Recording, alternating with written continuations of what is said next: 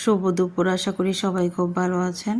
আজকে দুপুরে রান্না করছি গরুর মাংস, বুটের ডাল আর আলু দুইটাই দিয়েই গরুর মাংস রান্না করব। গরুর মাংস তো সবাই রান্না করতে পারেন, তারপরেও যারা পারেন না তারা আমার ইউটিউব চ্যানেলে গরুর মাংস রান্নার রেসিপিটি দেওয়া আছে, দেখে নিতে পারবেন।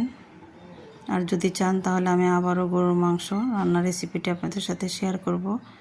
কিছুক্ষণ কষিয়ে নেব, তারপর ঢাকনা লাগিয়ে 4-5টা সিটি দিয়ে চুলা থেকে নামিয়ে নিয়েছি। মাংসটা আমার খুব ভালোভাবে সিদ্ধ হয়ে গিয়েছে। এখন আমি এখানে আগে থেকে সিদ্ধ করা ডাল, বুটের ডাল আর আলু মিশিয়ে দিব। এই তো আমি বুটের ডাল আর আলু মিশিয়ে দিয়েছি। আমার গরুর মাংসটা রান্না করা খুবই ভালো হয়েছে, খেতেও ভীষণ ভালো হয়েছে, কারণ বয়েসটা আমি পরে দিচ্ছি। সবাই ভালো থাকবেন। আল্লাহ হাফেজ।